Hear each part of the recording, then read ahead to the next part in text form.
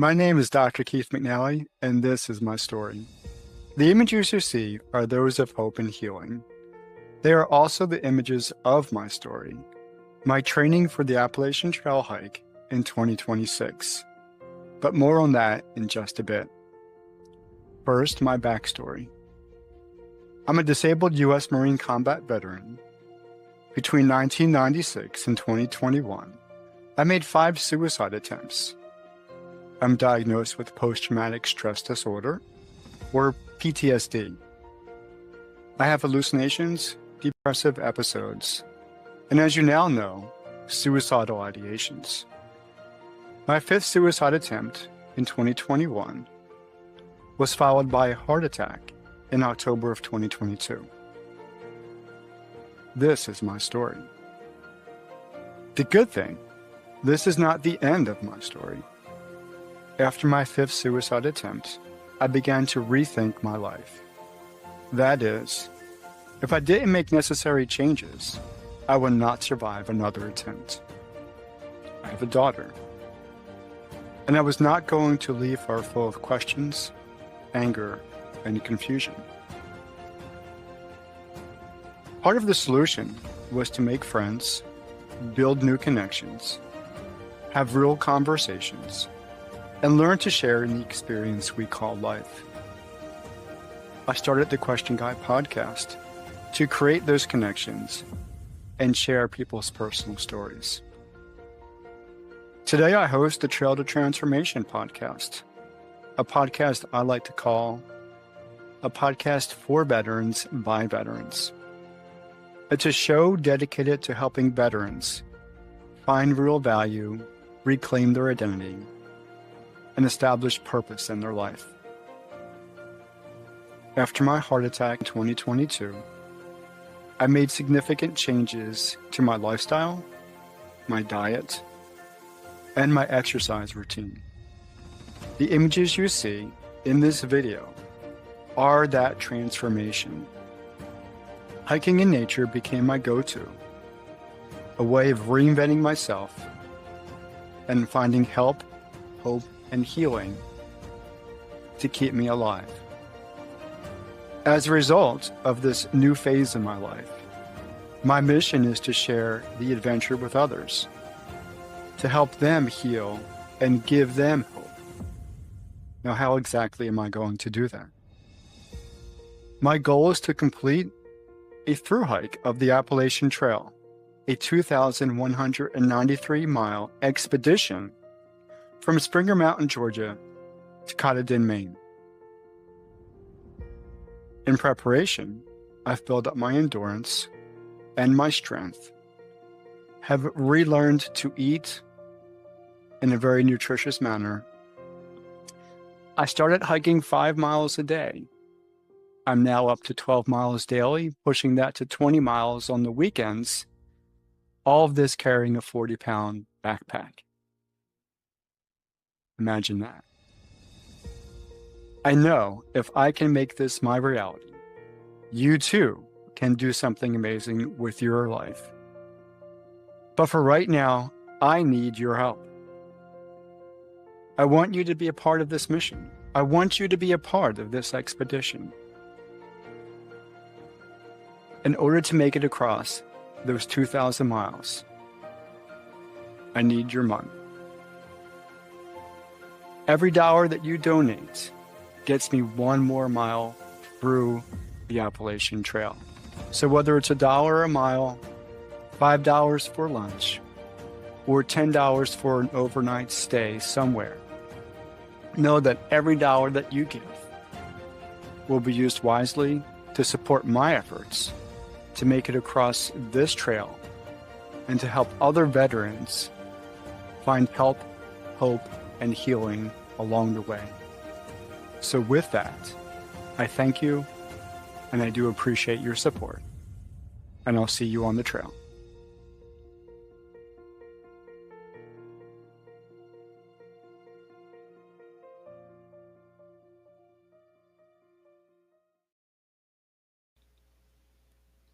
Wow. That's all I can say is wow. It is just such a powerful video, and it's just an incredible journey, one that you've undertaken.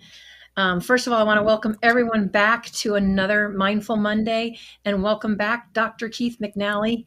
If you guys have been following us, we had Keith on earlier in this year, talking about his trail to transformation and his hike and his backstory and his journey. But we're now getting closer to 2026, and about 6 months away, I believe, right out there from your hike. And I know we've only been recently talking about it, but really you have been preparing for it for the past 2 years. Um, so I know you're going to want to back up, and that's fine. But I was going to say, what I want to know is, like, reflecting on those past 2 years, what has been the most surprising aspect of your preparation for the Appalachian Trail hike? Laura, thank you so much for having me on your show again. I do appreciate it. And such a really intriguing question to kind of get us started in the conversation. There's a lot going on here.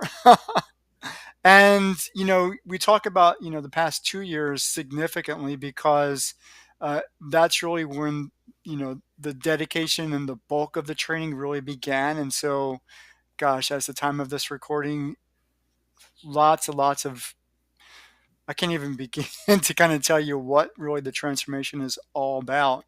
But I guess that's where the conversation is going to go.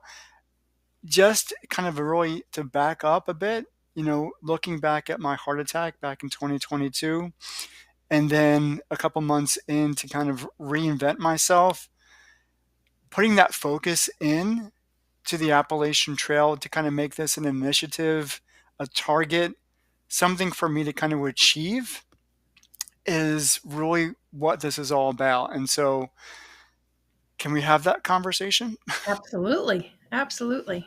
Such a beautiful path and pictures and stuff that you've been doing. I'm kind of curious too as to why you chose the Appalachian Trail. So behind me, there's a book. It's called Walking the Path: A Leader's Journey. And I wrote that all throughout 2022, published late December 2022. And the crux of it, although academic, there's a story in there. And so the story is about a young man named John and his wanting, his need to kind of find himself.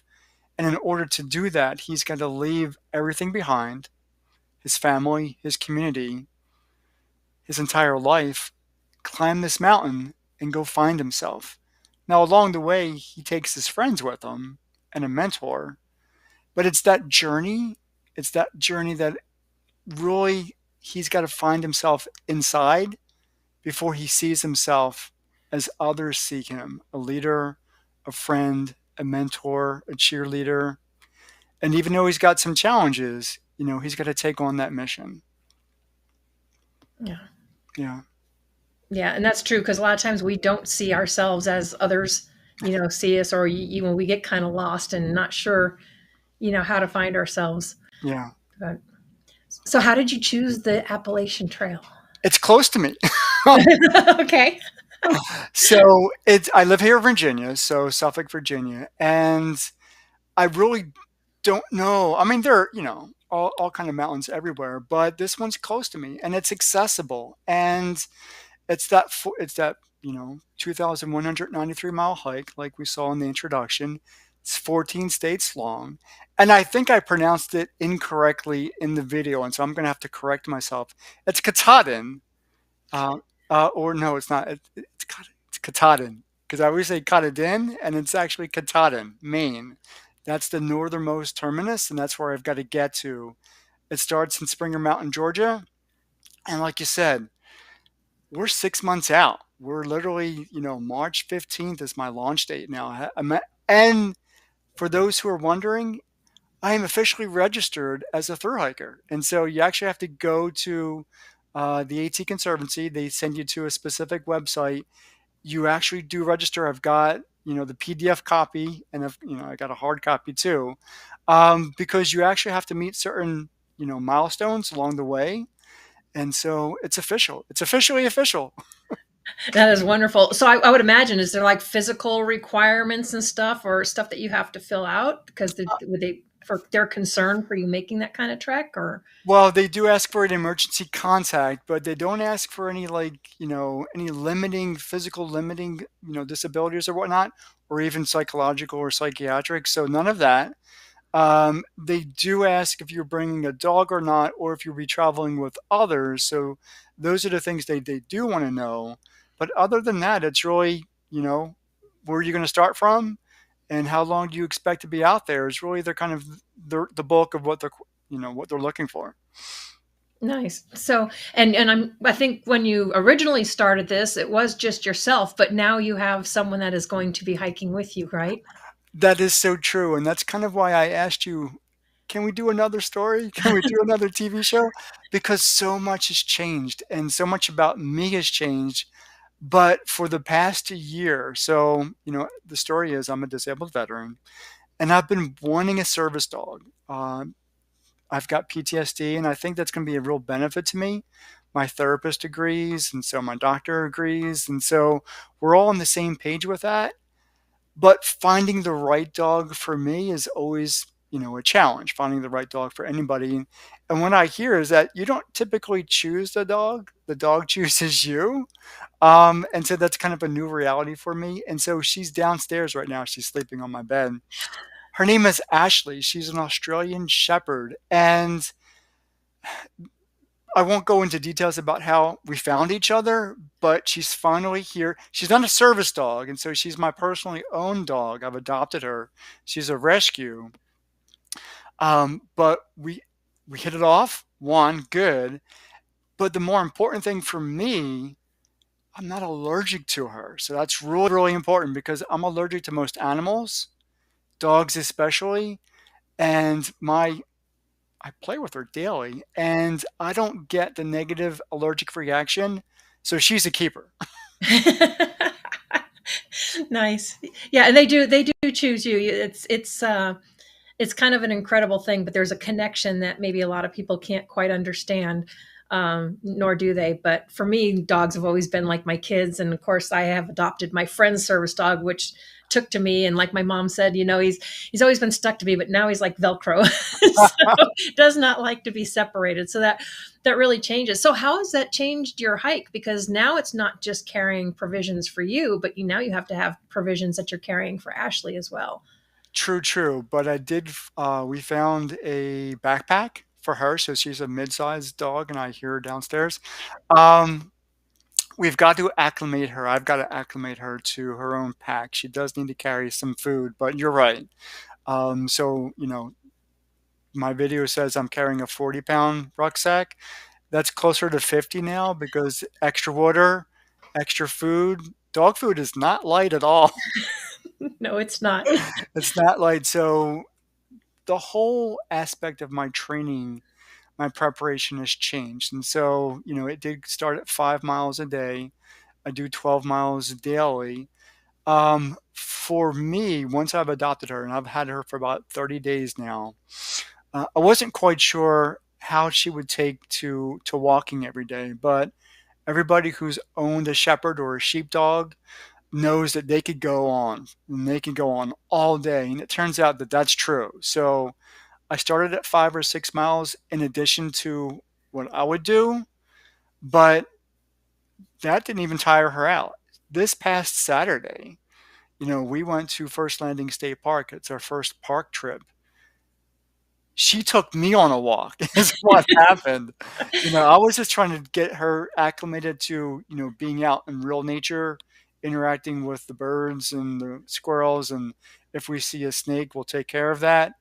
She took me for a 16, almost 17-mile walk, and when I say she took me, is because she was so excited to be out there that the leash was as tight as it can get. I'm holding her back so that I could walk her pace. Wow. Yeah, that's definitely some incredible changes, but obviously good ones because you can tell because you just light up when you mention her and talk about her. So I think it's probably going to be a very good change and inspiring for you to help you get through the hike.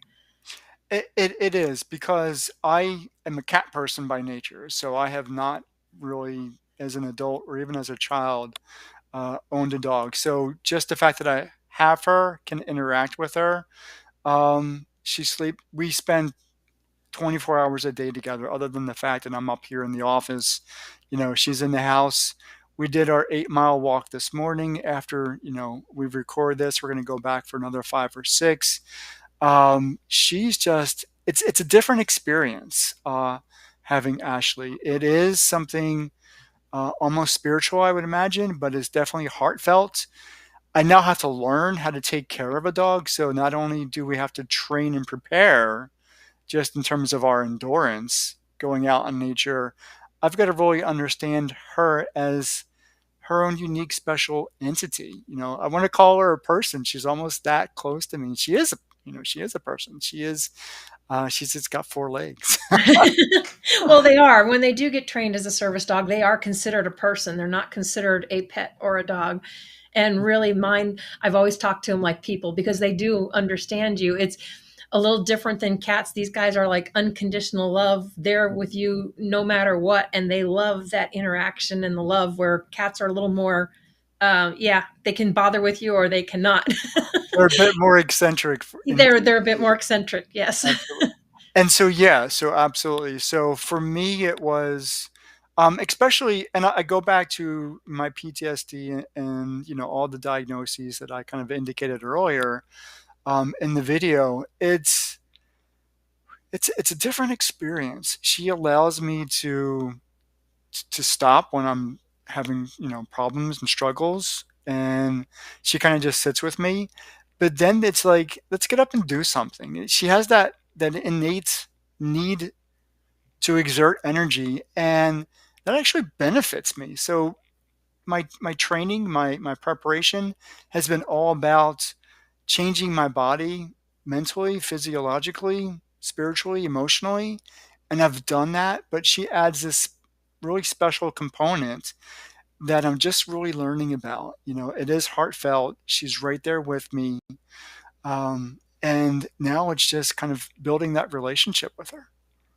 Yeah, I know from my own personal experiences, they're a huge support because no matter what's going on, or you could be having a good day, I mean, you can't help but to smile or just give them a hug, and it just kind of changes your whole day, or go out and play with them. For me, it's always just helped really just change everything. But And for me, it's like when I get into bed, she jumps right on in there.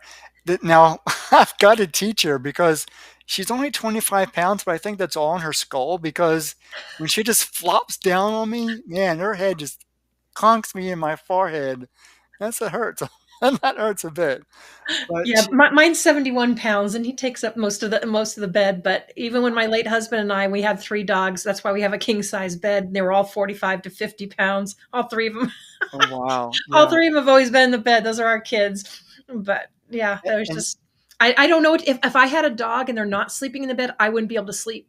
For me, because I'm just like, where are they? mhm. Now, if they're not there, that's one thing. But when you know they're supposed to be there, yeah, it just doesn't sit well with me putting them like in a kennel or having them in their own bed when I'm in my bed. But you know what? The cat and the dog. So the cat's name is Shadow, and her name is Ashley, and I think they talk to each other because the cat never used to stay in the bed with me. Now she would climb up, and when I go to bed, she'd rest on my chest for about 5 minutes. And like we said earlier, she'd just kind of walk off and do her thing, go to sleep in some closet. I think she's jealous. I think she's jealous of Ashley because she hangs around a bit more. She wants more of my attention, and she does know that I go out for walks with her, with Ashley, at this point twice a day. So I think there's some jealousy there. Yeah, but they normally wind up getting along and becoming best of buds. So they're not always enemies like they're shown in cartoons or whatever. It's not always cats after dogs, but this one here, he gets along with cats too. But just what they're raised up around. Yeah. So so as you're gearing up for this incredible journey, how have you approached the challenge of managing your pack weight without sacrificing essential items? This is very recent. And so I was training basically with all the stuff that I think I'm going to need at this point. And then I'm looking at, a March 15th launch date. That's cold weather. That's cold weather. Well, here in Virginia and, you know, North Carolina, South Carolina, and Georgia. So I had to rethink everything, pull everything out. What do I need? Sleep system, bag, tent, so forth. I'm probably for the first 2 months be wearing the winter jacket and the under jacket. So really, it's just about essentials: sleep system, clothes to stay warm in, and food to stay alive in. And so that's really all I've got, including a hat and gloves. Minimal is best, but I'm still covering about 45 pounds. And then, of course, we add the dog food. That's another 5 pounds. The worst thing about all of this is the water supply. When I take her out for walks, she's easily drinking a half a liter, after 12, 13 miles. So that's going to be a half a liter to a liter a day for her.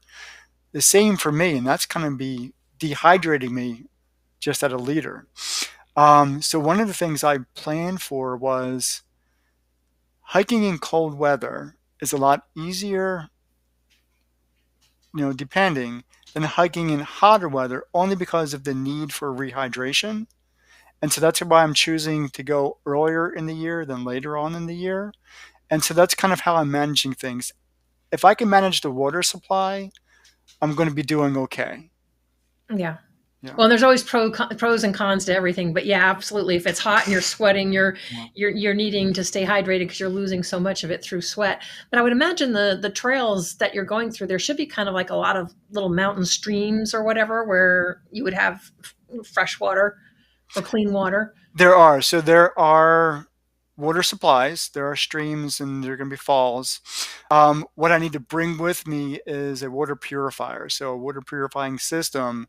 Otherwise, whatever's out there, parasites, is going to get you sick. And so I don't want me or her sick at any point in time.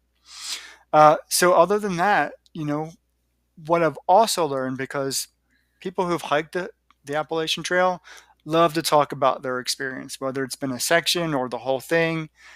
Everybody loves the trail. So there's a whole camaraderie about hiking it, wanting to hike it. YouTube has its own community.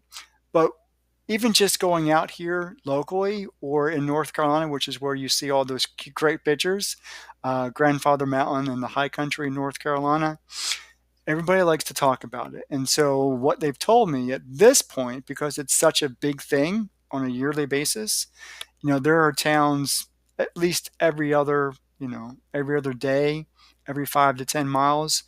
There's going to be a town, there's going to be a water supply as long as it's not frozen up. So everything should be available for me, or any through hiker for that matter, but for me and Ashley to make this rather successful. So it's really just about, can you carry the weight? Can Ashley make it through, a 15, 16, even 20-mile day? And if that's doable, and this is the big A and D, can we survive cold nights together in a sleeping bag? If we can do that, this is a totally doable thing. Nice. So you're still going to have a whole lot of unknowns. You just kind of go off of what you've been told and what you're there. So you're really going to kind of discover this as you're walking. That's kind of the scary part. But the cold, I've chosen the cold other than being eaten by a bear or being bitten by a snake. Those are your two options, because as it gets warmer, They're going to come out. Yeah. bears come out of hibernation. And I tell you, I'm here at First Landing, so I'm here in Virginia, and so I hike in Virginia Beach every weekend since like June, July, and at the time of this recording, it's what, September. I have seen a snake every week, and by I mean snake, I'm talking copperhead, and so you don't want to, get too close to a copperhead. Now I've been told that their bite is terrible. Even though they're poisonous, you're not going to die from it, but you'll probably get sick. Either way, in I my prefer not entire to get bit by them. my entire life, I've never been bit by a snake, and I have no intention of Of being bit by a experiencing it. yeah, of experiencing that. And of course, I don't want Ashley bit either. So No. no, no. And this is really at this point, I've proven to myself I can do this. I now have to take care of her because I want her to have the experience as well. Yeah. So at least you've been exposed to it a little bit. You have experience, or you have stuff to help protect you and Mhm. the pup. I would think it's been a long time since I've been on a beach, but I would think walking on the beach would kind of help prepare you even more, because it's tough walking through that sand. It's almost like an extra weight when you're picking up your Mhm. feet. I know some people run along the beach, but that's not easy to do. It's not, it's not. So the beach pictures that we see in the video, my GoFundMe video, are from False Cape. And so where I'm in First Landing, if you go all the way down south, Virginia Beach, there's an entry point called Back Bay Wildlife Refuge. And if you go from the parking lot through False Cape, FALSE, there's actually two interconnecting trails where you go all the way to the Outer Banks. You could actually cross into North Carolina and hit the beachhead, and that's what I did. And so that's a good 18, 19 back and forth trip. And that's a good, but you're right. Carrying anything for the midpoint that, once you get to the beach, going in there, coming back is 7 miles. I have to pull out my trekking poles because, just like walking in mud or ice, it's like you're slipping and sliding and there's no traction. It's but it does. It strengthens the calves. It puts some, meat on the hamstrings, and as long as you can suck it up. Suck it up, buttercup. And To be honest, it's kind of like a military thing, right? You adapt and overcome. adapt and overcome, but it's not. It's never easy. So every time you No. go out there, it's like, oh, I did this. It's a fresh. It's new every time. Yeah, but that's good though when you can look back and say, "Yeah, see, I did that." And if you can do that, then you should Hmm. be able to do the next one. Hmm. So now your But food. go, Go go ahead. ahead. No, No, go. go. I was about to say at First Landing, it's still not as much. It is a beach area. There are some beach heads, so I do have to adapt a little bit for a couple of miles. But other than that, it's not a big 7 mile hike. That's just horrible, horrible when you get to the Outer Banks. Yeah. So your food supply though, that can be a tricky part of any long distance hike. So what strategies have you found effective for meal planning and maintaining nutrition over such a long trek? I want to jump on that and say the MRE is my go-to, but Those were it not the healthiest. no, it's not. It is and it's not. And so for calories, it has been. So I have been training, and the MREs of today are not the MREs of yesterday. So I was back in the core 80s and 90s. Right now, I'm working with Chat GPT to kind of learn how endurance athletes, triathletes, marathon runners, all of the above, really keep themselves fit by learning what they do. Because even though I've trained as an endurance athlete, I'm not a pro athlete by any stretch of the imagination. So I've got to learn from, the best and put those best practices in place. And so there's lots of good things out there in terms of, without naming names or, talking about, one food vendor or another, there's a ways of doing this that give the body the essential nourishment that it needs. Now, I have talked with a coach or two, so professional coaches, certified coaches, and one of the things I haven't been able to really do well at this point is replenish my electrolytes. And that's really, really important for somebody who's going to be sweating a lot, who's out there for 12 plus miles a day hiking. Even though I consume a lot of water, the electrolyte replenishment has not been a focus at this point, and I really need to know how to do that. So, as of this point, that's really my weak area, and I've got to learn how to adapt to that. As I say, yeah, I have one. They're called Sustain. They're like it's in a little packet, and you can just drop it in the water bottle, shake it up, and you can have different flavors, and it provides electrolytes. So I do that myself, especially when we get out working. Like we just came back from Colorado from doing a ton of landscaping, Mm. and we're just sweating for my mom. It was to get it done for my mom. We're just sweating. It's like, okay, electrolyte time. It is, and so I don't want to consume too many sugars, and so I just kind of really need to find the right balance with that. But so we need to talk offline because I really Oh do yeah, need. we will do. Yeah, we'll Yeah, do that. I do them sugar free just because my fiance is a type 2 diabetic, so I avoid that stuff myself. So, yeah, yeah, and but yeah, that's gonna be a needed aspect. With Ashley, it's really we use Pedigree, so that's been really good in terms of how she maintains her health. Lots of water, the exercise.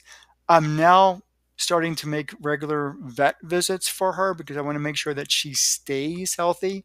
This is going to be a critical time for both of us, but for the next 6 months, I need to make sure that her, not to be grossing anybody out, but I got to take a stool sample to the vet tomorrow just to make sure there's no parasites or anything because I just need to be really good with her.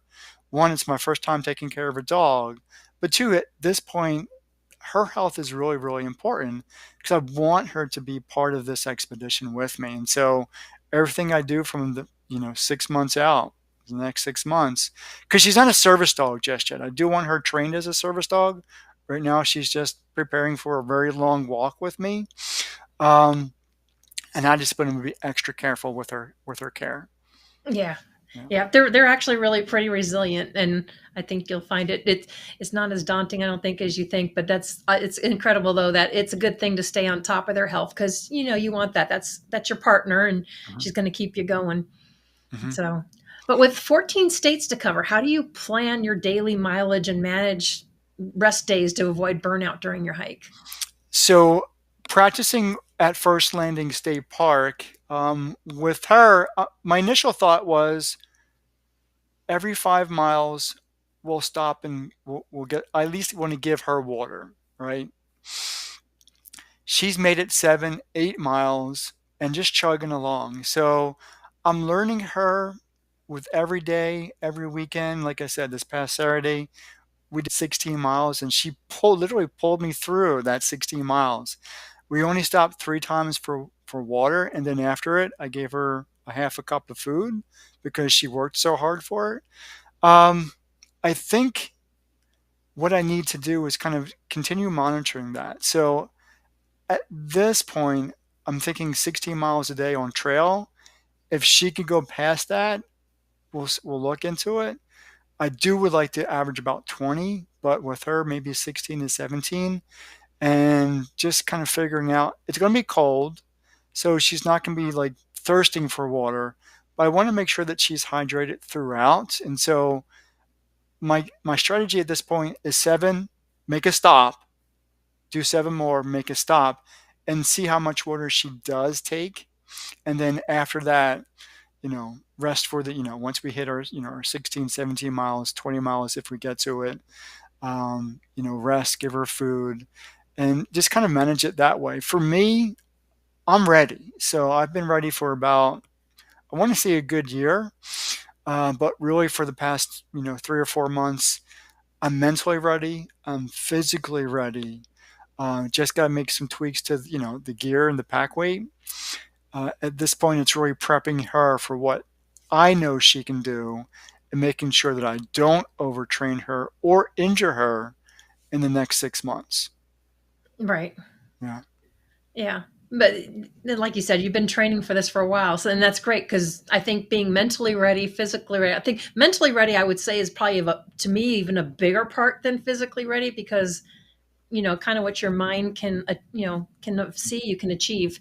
Mhm. So we can do a lot of mind over matter, but it's great to have more of it all into play and be ready. Yeah. So, what specific challenges do you anticipate on the journey, and that are unique or raising, or And I know you're this whole thing is about raising awareness about veteran suicide. So, how do you plan to address them while on the trail?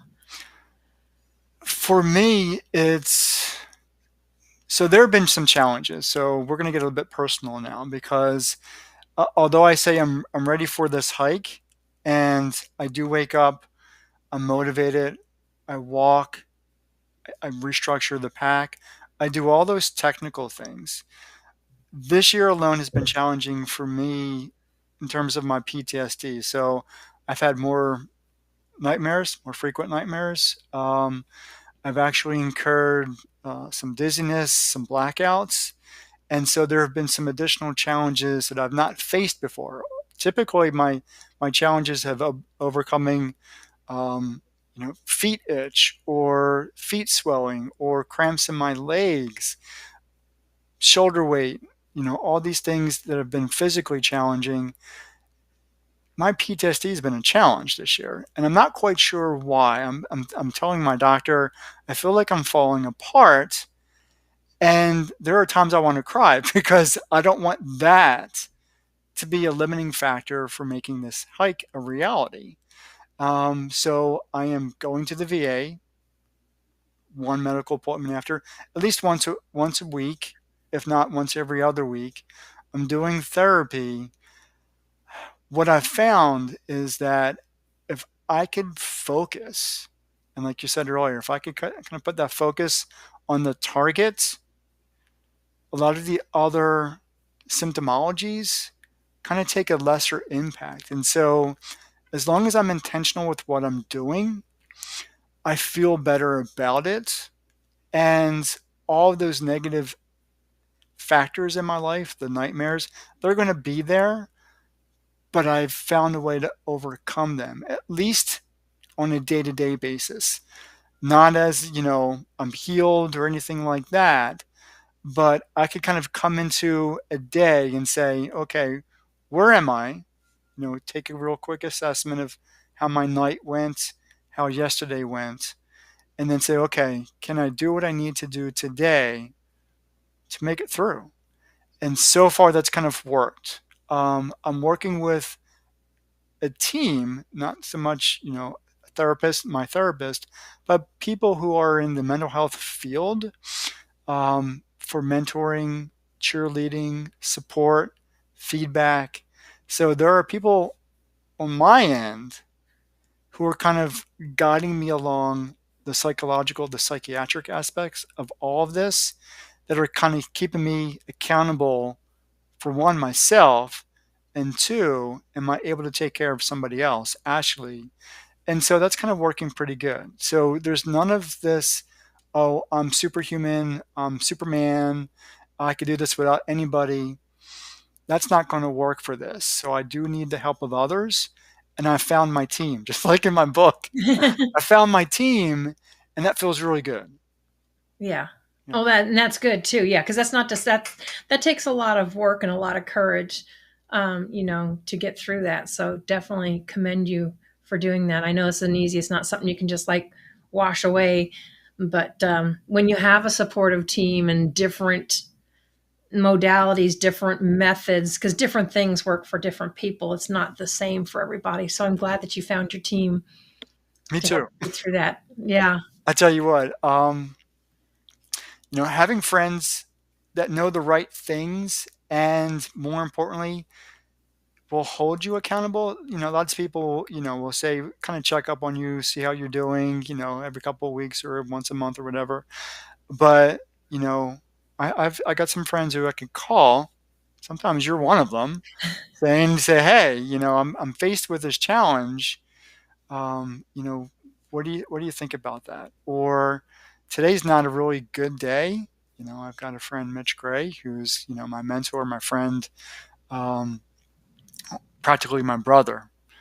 And I could just call him up and say, hey, this is, I'm having a challenge today. And, he's right there with me. And so having those people in your corner is really, really important. Yeah. Yeah. It's super important for anyone. I think sometimes we try to tuck all that down and try and take care of it ourselves and not burden others. But, we always say we want to help each other, but sometimes it's difficult for us to ask for that help. But so, and I'm happy to be one of your people, but I'm glad you found a team. So that's really important. I appreciate it. And I appreciate you. I appreciate everything that you've done and kind of, you know, Oh, you as working, well. working on the back end and say, hey, how are you doing? And what are you doing today? Yeah, you as well. You as well. I greatly appreciate you.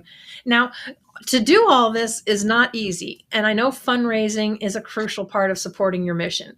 So, what innovative approaches have you taken to engage supporters and encourage them to contribute to this? Because it's an important cause of what you're hiking for. So at this point, I'm still working still trying to get sponsors in. The GoFundMe has raised close to $900. Um, my next evolution in all of that is to pull at people's heartstrings because I've got a dog now. And so I'm thinking that maybe approaching this from a different angle, if you're not going to sponsor me as a disabled veteran, will you sponsor Ashley? And so that's kind of one of the things I'm thinking about doing. I have yet to kind of go to the American Legion or DAV or things like that. I am in a process going back to the whole service dog. You know, I want to get her trained as a service dog. You connected me with a friend, and she's been a great benefit to kind of work through that. And I actually had a conversation with her earlier today, and I'm finding agencies that will train service dog or train dogs to be a service dog. And I want my dog to be trained as a service dog. And so the other part of that is I'm reading their stories, like their backstories on their websites. And I'm thinking, wow, that may actually benefit me in two ways. They may be willing, as a wounded warrior myself, be willing to kind of take a look at my story and then maybe take a look at Ashley's story as something that they're willing to support. And so um, there's still some ideas left. I've got 6 months. But the bigger story here is really kind of creating space for, I don't want this to be a one and done. I kind of want this to be maybe not an every year thing, but maybe like an every other or every third year. And once I've learned how to do the Appalachian Trail, actually bring other people along, other veterans or whomever, and kind of make this an event that will get people's interest, pique their interest, and say, hey, Keith McNally is doing something really cool. One for himself, two for his dog, and three for other veterans. And so I have worked with some people. I'm developing a business model. It's called the Trail to Transformation Foundation, or the T3 Foundation.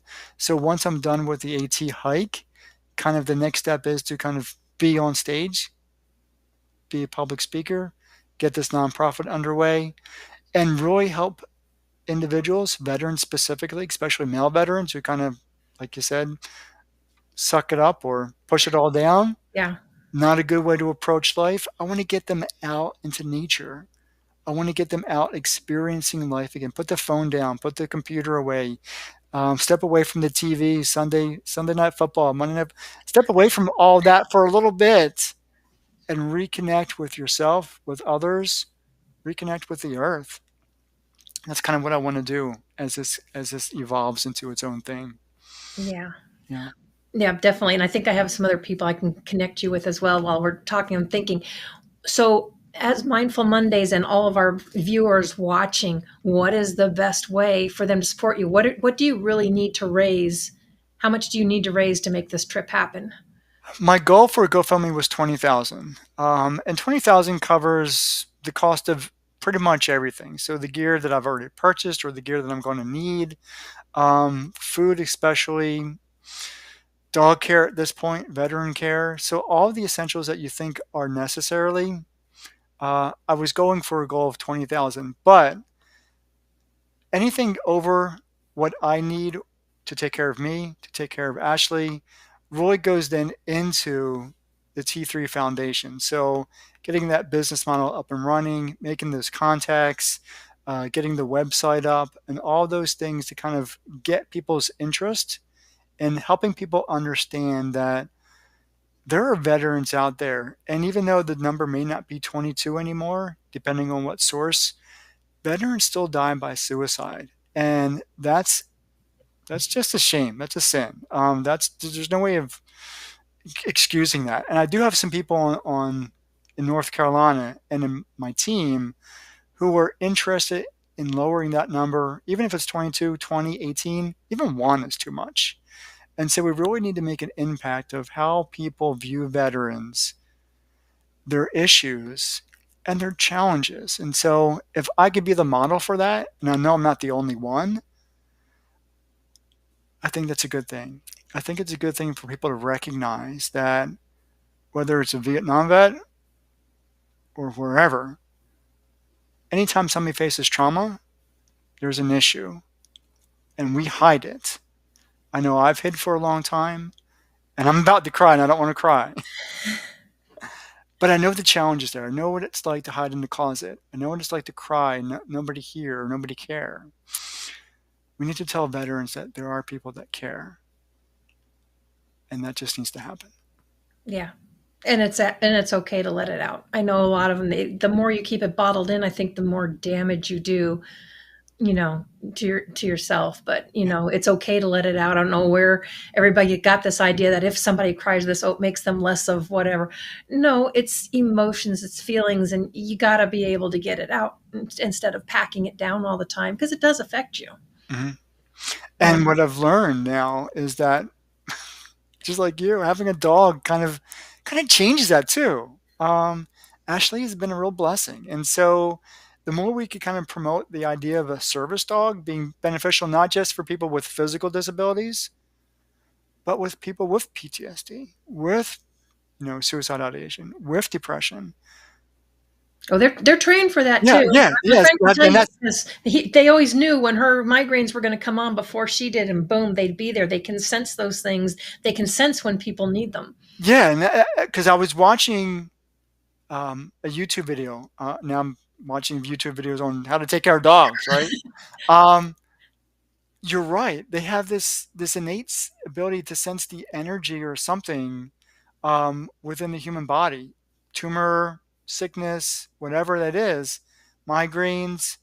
And then I'm watching, and I forget which dog food manufacturer, but they support or sponsor. I wish I remembered the actual dog food manufacturer. It's not Pedigree, for PTSD. And so there's an energy that's emitted when somebody's going through some symptomology, Mm. and a dog can pick up on that. And so that has to be an amazing thing to have a service dog with you 24/7, kind of be your rescuer. I rescued her. She could Yeah. rescue me. Before I adopted my friend's service dog, I had just lost my Dalmatian and had to put him to sleep because of cancer.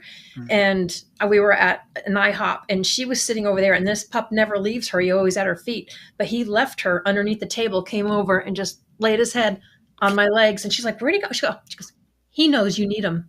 Wow. He just gravitated over, and of course he was used to me because I would take her to her appointments and stuff a lot. And so when she did need to get a new one and I adopted him, I was torn up because I thought, oh my God, I'm tearing up this family. But he was so used to me. It was just, he made it really an easy kind of seamless transition. And He adopted you. yeah, he did, and they will do that. Yeah. So, but how can we best support you? Money is always good, but truthfully, connect with me on LinkedIn. I really would love people just to kind of tap in and say, "Hey, you know, how you doing? You know, meet me on the trail." That's what I've been telling people. People have said, "I can't hike the whole thing with you." Like, Right. okay, but maybe a couple miles. I said, "Please join me on the trail. If you can do nothing else, join me on the trail.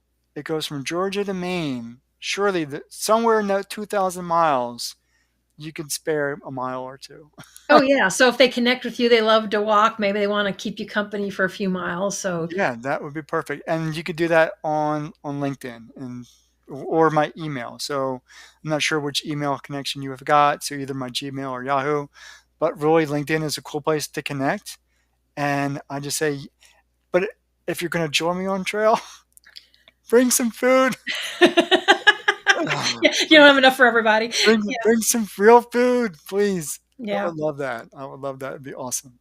So, as you prepare physically and mentally for this trek, what personal rituals or practices do you incorporate into taking your training routine to staying focused and motivated? So what you don't see behind this wall is a table.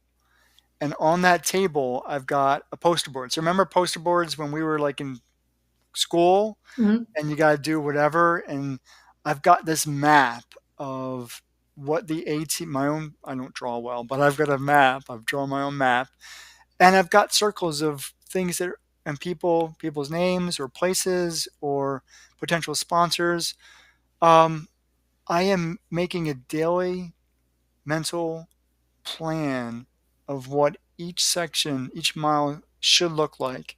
So whether I'm dreaming about it or visualizing it or quite literally mapping it out. And I'll tell you what, this is probably the second or third time I said it in this conversation. ChatGPT has been really helpful. um, and that's meaning the logistical planning. And so I've talked with ChatGPT about my diagnoses, the foot path, how to get Ashley involved and up to speed. So it's been a really good companion just in terms of thinking things out and planning the trek quite literally step by step by step. Because I don't want there to be, metaphorically speaking, any missteps. There's really no place for that at this point. Now I do have, the app. There's my phone and some paper behind it.